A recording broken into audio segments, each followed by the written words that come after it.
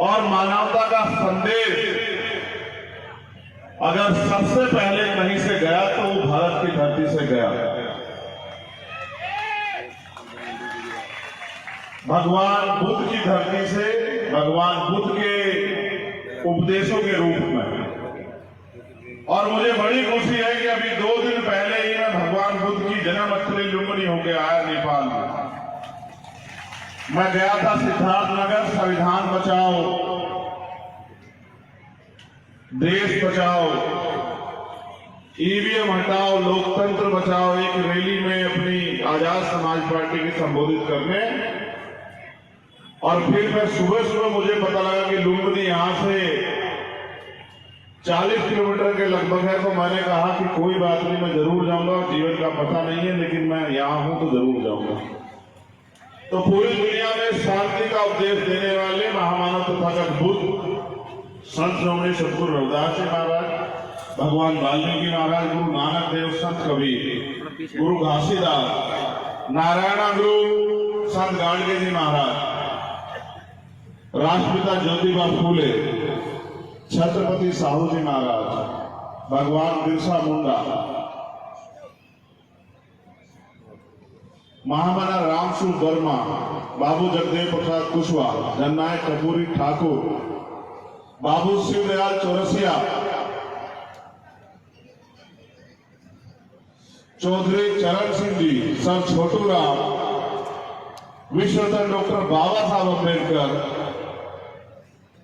Tantya Bhim, doctor APJ Abdul Kalam साहब, मान्यवर दीना भाना वाल्मीकि साहब और मेरे गुरु, मेरे आदर्श मान्यवर साहब काशीराम जी को भी आज खातेगांव की धरती से नमन करता हूं।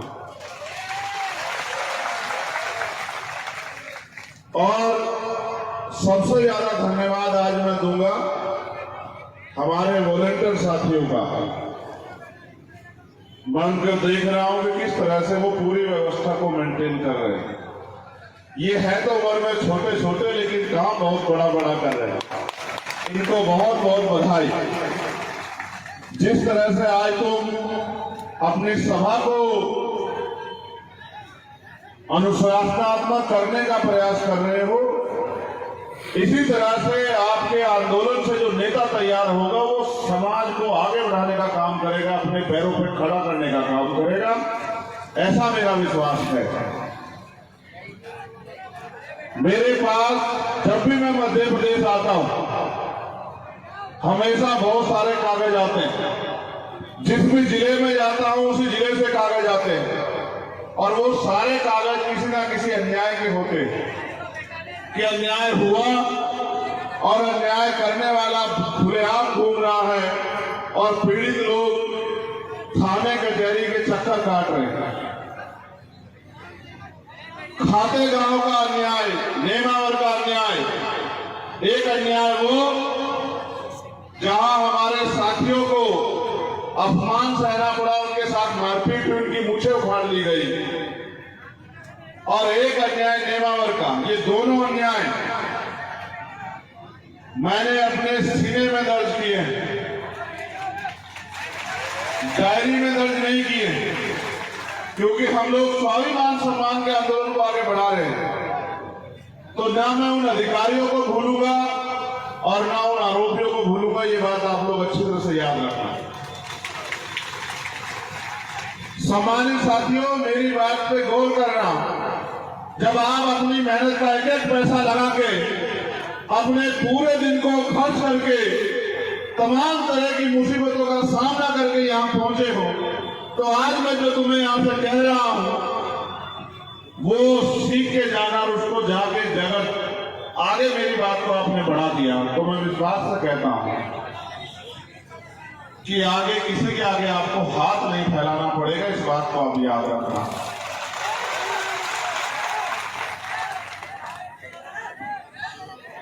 मैं वॉलंटियर साथियों से कहूंगा कि वो बस यहीं खड़े हो जाएं। अब किसी को रोके टोके ना जिससे कि सभा खराब हो, डिस्टर्ब हो।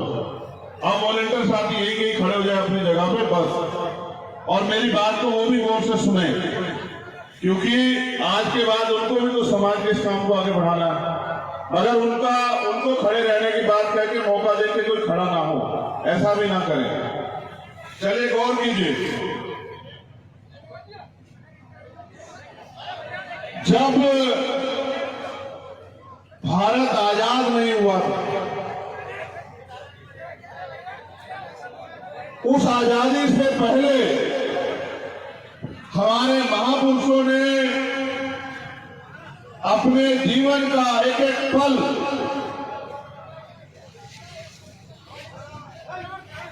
हाशिए पे गिराए गए, तमाम तरीके से अधिकारों से वंचित रखे गए, तमाम तरह की सुविधाओं से वंचित रखे गए और नकार दिए गए समाज को, चाहे वो महिलाएं हो, चाहे वो अल्पसंख्यक समाज के लोग हो, उनको आगे बढ़ाने के लिए अपना सारा जीवन जो है वो निछावर करने का काम किया। और छोटे छोटे को भारत अंग्रेजों के अधीन था। 15 अगस्त 1947 को भारत अंग्रेजों से आजाद हुआ, भारत को अंग्रेजों से आजाद हुआ, लेकिन इस देश का बहुत बड़ा तबका जो अंग्रेजों के समय में अधिकारों विहीन था, उनको अधिकार मिलने का काम 26 जनवरी 1950 को जब भारत का संविधान लागू हुआ तब मिला। मैं आपको ये बात इसलिए कह रहा हूं कि अगर ना होता भारत का संविधान तो ना आज का मंच लगता और ना इस मंच की शोभा बढ़ाने के लिए आप लोग आ पाते।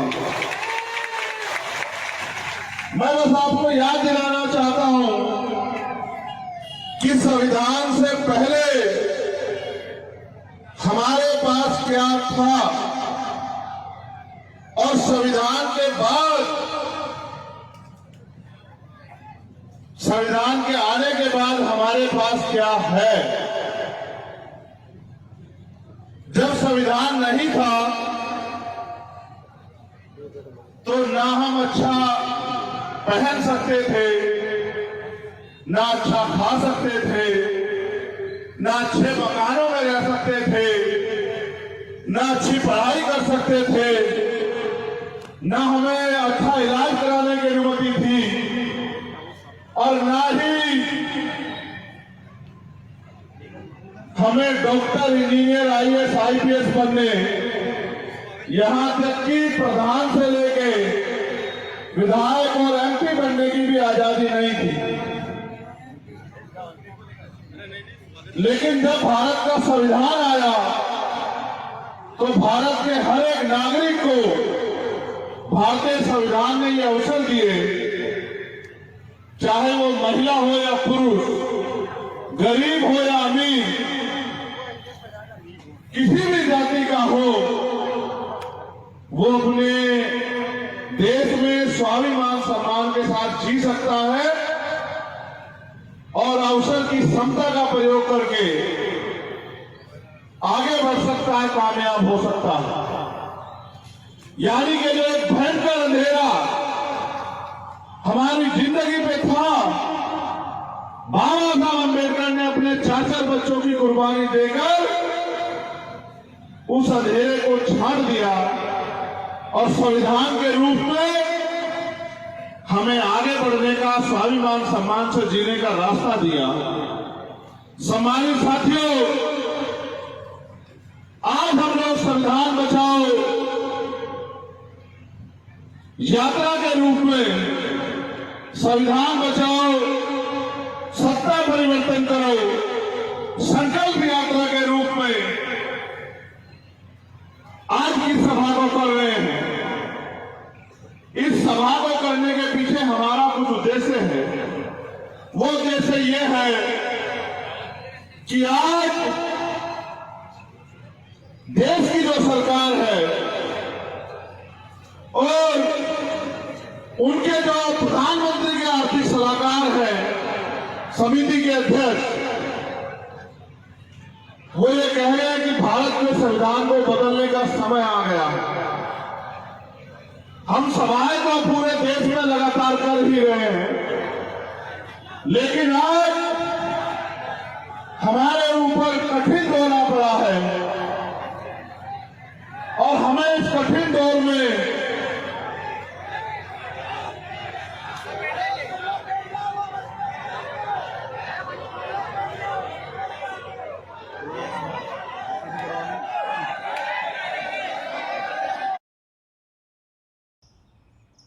एक सम्मानित छोटे भाई हमारे बीच आए हैं, मगर आप नालायक की कमी थोड़ा ही करोगे। ये समाज अपने इस हाल का जिम्मेदार खुद है। इसको तमाशा देखने की बड़ी आदत है। अगर इसे तमाशा देखने की आदत ना होती तो जो अन्याय अत्याचार इनके खिलाफ हो रहा है उसके खिलाफ डटकर मुकाबला करते। लेकिन समाज को तमाशा देखने की बड़ी आदत है और तमाशे के चक्कर में आपकी जिंदगी तमाशा ही बन गई है। अगर तमाशा ज्यादा दिन तक देखोगे तो शायद समाज से आंख नहीं मिला पाओगे। मैं तुमसे बुनियादी बात करूंगा। मैंने संविधान का जो खतरा है नहीं होता तो आपका जीवन कैसा होता। अगर संविधान नहीं होता तो आपके पास क्या अवसर होते, और अगर संविधान नहीं होता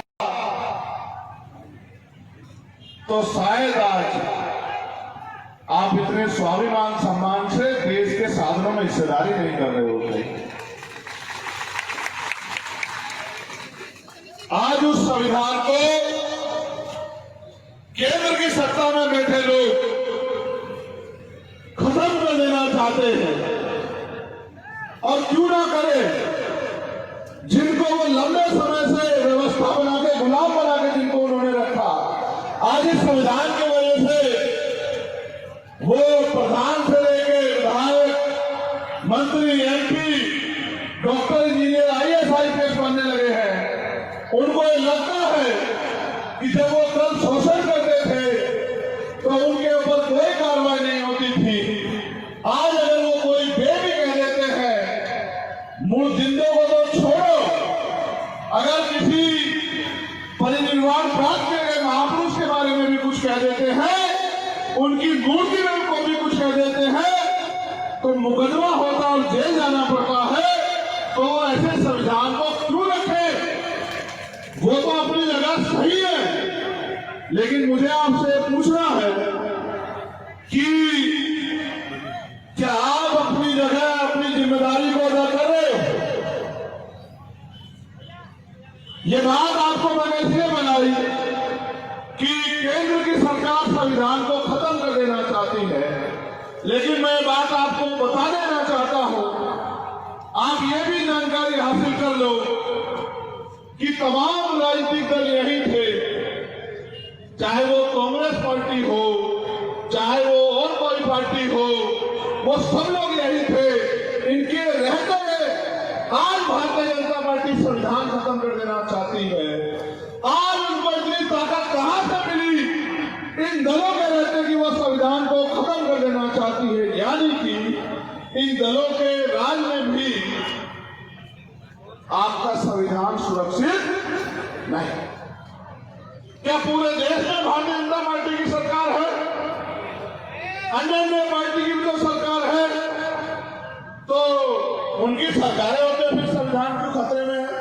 उसका एकमात्र कारण यह है कि एक तरफ वो लोग हैं जिनको संविधान से फायदा हो रहा है, जो इस मंच के आसपास बैठे हैं, इस मंच पर बैठे हैं, और एक तरफ वो लोग हैं जो संविधान के द्वारा आपको मिले गए फायदे को रोक देना चाहते हैं। अगर किसी और के कंधे पे रख के अपनी लड़ाई करना चाहते हो तो आप सिर्फ अपनी बारी का इंतजार कर रहे हो। मैं पूरे देश में जाता हूं, मैं जिम्मेदारी के तौर पे आप एक को कह रहा हूं, आप तमाम नौजवान यहां बैठे हैं, मैं बुजुर्गों से कोई शिकायत नहीं करूंगा। मैं नौजवानों को यह कहना चाहता हूं और मैं उनसे पूछना भी चाहता हूं, जब कुदरत ने तुम्हें महफूज शरीर दिया है और कानून तुम्हारे लिए बराबर है और सारा सिस्टम यहाँ, फिर तुम इस अन्याय को क्यों फैले? आप मुझे जवाब दो। मैं कहना नहीं चाहता था, लेकिन आपके तमाशे के बाद कहूंगा जरूर। आप मुझे बताओ, जब आप बेटियों की रक्षा नहीं कर सकते हो, उनको पैदा करने का अधिकार आपको किसने दिया है? मुझे जवाब दो। जब आप हम गांव में अपनी बहन को, बेटी को, माँ को, चाची को, ताई को आप एनसीआरबी का डाटा नहीं पढ़ते हो क्या? अगर आप पढ़े लिखे हो तो बताओ कि एनसीआरबी का डाटा क्या कहता है मध्य प्रदेश में, राजस्थान में, छत्तीसगढ़ में, उत्तर प्रदेश में, दिल्ली में, बिहार में। अगर नहीं पता तो मैं बताता हूं आपको। वो एक डाटा ये कहता है कि हर साल हजारों महिलाओं के साथ रेप हत्याएं होती है। आप कभी उस डाटे को डीपली चेक करके देखना तो आपको पता लगेगा कि 100 में से 95 बच्चे या बहनें आपके समाज के निकलेगी। मेरे बहुजन समाज के लोगों, इस बात को याद रखना। अब चाहे इस बात पे ताली बजा लो और चाहे इस बात पे सर झुका के रो लो कि चाहे मूछें कितनी बड़ी रख लो, कपड़े कितने सुंदर पहन लो, गाड़ी कितनी बड़ी में घूम लो, अगर घर की सम्मान बहन बेटी की रक्षा नहीं कर सकते हो तो तुम्हें बहादुर भाई कहलाने का कोई अधिकार नहीं।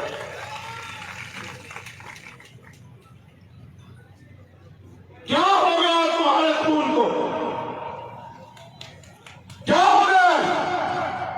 किसकी नजर लग गई बहादुरों को? एक वो समय था कि ये खाते गांव की धरती हम आदिवासियों के नाम से जानी जाती थी।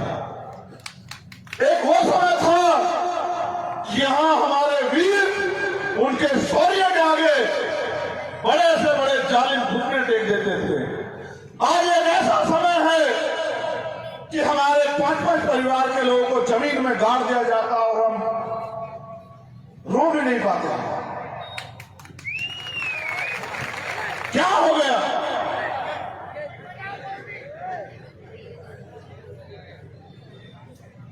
क्या हमारा जमीन मर गया?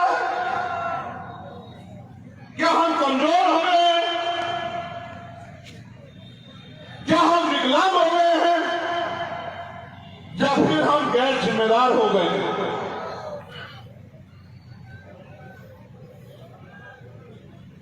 एक समय था जब भारत आजाद नहीं था, राजशाही होती थी। मध्य प्रदेश में बहुत राजे रजवाड़े रहे हैं। तलवारों के दम पे राज लिया जाता था, युद्ध होते थे, हजारों लोग मर जाते थे, जमीन रक्त रंजित हो जाती थी। आज बाबा साहब अम्बेडकर उनके साथियों के प्रयास से आज लोकतंत्र है। ना तलवार चलानी है, ना भाला उठाना, ना घोड़े पे बैठना है, ना रक्त बहेगा, ना कोई मुसीबत आएगी। बस आपको अपनी वोट का सही प्रयोग करना है। अंगूठे से आपकी लड़ाई जीती जाती है। जब आप तलवारों के दम पे नहीं हारे, जब तलवारों से युद्ध होते थे, भीमा कोरेगांव इसका उदाहरण है। आज आपको क्या हुआ कि आप अपने अंगूठे से ताकत नहीं बना पा रहे हो? कहीं ना कहीं मुझे ऐसा लगता है कि आपके समाज हित के आगे आपका व्यक्तिगत हित जो है, आपकी छोटी मोटी सुख सुविधाएं, थोड़े बहुत पैसे आपके समाज हित के आगे बड़े हो गए हैं। वरना वो समाज जो अपना इतिहास भूल गया है आज, जिसको सदियों अभी मोहन भागवत ने कहा, मैं धन्यवाद करता हूं उनका, उन्होंने कहा, कब कहा? जब हमने कहा कि हम संविधान बचाओ यात्रा चला के भारतीय जनता पार्टी केंद्र की सरकार को और मध्य प्रदेश में भी भारतीय जनता पार्टी की सरकार को जमी दर्ज करने का काम करेंगे, हम इनको सबक सिखाएंगे। तब संत प्रमुख मोहन भागवत ने कहा कि 2000 साल तक हमने इनको जानवरों जैसा जीवन जीने के लिए मजबूर किया है। अभी आरक्षण खत्म नहीं होना चाहिए, 200 साल आरक्षण रहना चाहिए। मैं ये कहना चाहता हूं, ये लोकतंत्र है, जिनका वोट होगा उनका राज होगा। वोट 80% बहुजन समाज के लोगों के पास है। वो कौन होते हैं आरक्षण देने वाले? हम हैं। हम अपनी ताकत बना के, अपनी सत्ता बना के, अपनी हुकूमत बना के देने वाली चाबी कलम अपने हाथ में ले देने का काम हमारा है, उनका काम नहीं है। लेकिन इस लोकतंत्र में जहां आपके पास ताकत होनी चाहिए कि आज हालात देखो क्या है। अगर कोई बौद्ध धर्म को मानने वाला भक्त जी यहां बैठे हैं, बुद्ध विहार में प्रार्थना कर रहा हो तो कोई आगे बुद्ध विहार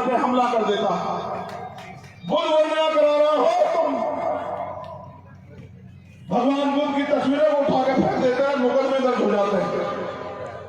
अगर कोई इस्लाम को मानने वाला अपनी मस्जिद में अजान पढ़ रहा हो तो उस मस्जिद पर जाके किसी दूसरे धर्म का मजहब का झंडा लगा देते हैं, उसकी दाढ़ी पकड़ के उसको कहते हैं कि इस धर्म का नारा लगाओ वरना पीटेंगे। अगर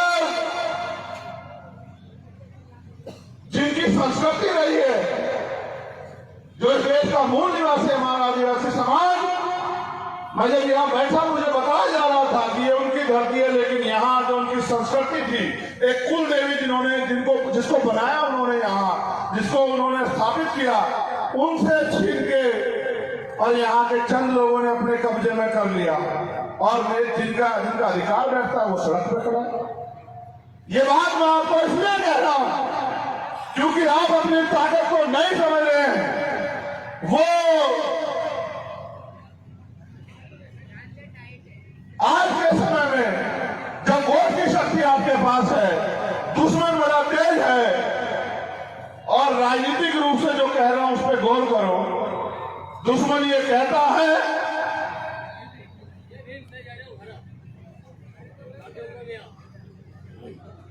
कि राजनीति बुरी चीज है, राजनीति करनी नहीं चाहिए। और आप ये देखो, जो दुश्मन ये कह रहा है, सबसे ज्यादा एमपी एमएलए उसने अपने बना रखे हैं, सारी सरकारों में वो बैठा हुआ है, और आपको कह रहा है राजनीति मत करो। मैं आपको ये कहना चाहता हूं, आज की राजनीति व्यापार बन गई है। नौजवान इस बात को गांठ बांध ले। जो नौजवान 5 साल से यहाँ चाहे जेठ के रूप में, ओबीसी महासभा के रूप में या भीमांगी के रूप में मेहनत कर रहा है, मैं उस हर एक नौजवान को कह रहा हूं वो गांठ बांध ले। आज की भारत की राजनीति नहीं है, व्यापार है। कैसे व्यापार है जान लो कि चंद पैसे वो चुनाव से पहले खर्च करेगा, चुनाव में शराब और पैसा बांटेगा।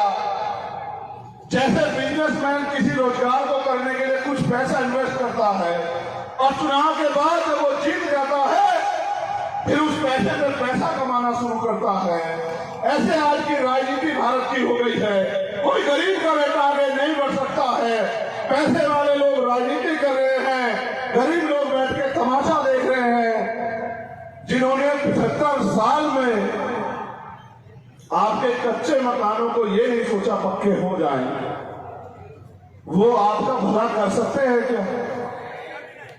जिन्होंने 75 साल में आपके भूखे पेट को नहीं देखा, जिन्होंने 75 साल में हमारी बहनों की लुटती अस्मतों को नहीं देखा, हमारे खून के आंसुओं को नहीं देखा, हमारे साथ होते अन्याय को नहीं देखा, हमारी किश्ती खाल को नहीं देखा, हम पे चलने वाली गोलियों लाठों को नहीं देखा, वो आज आपका भला कर देंगे क्या?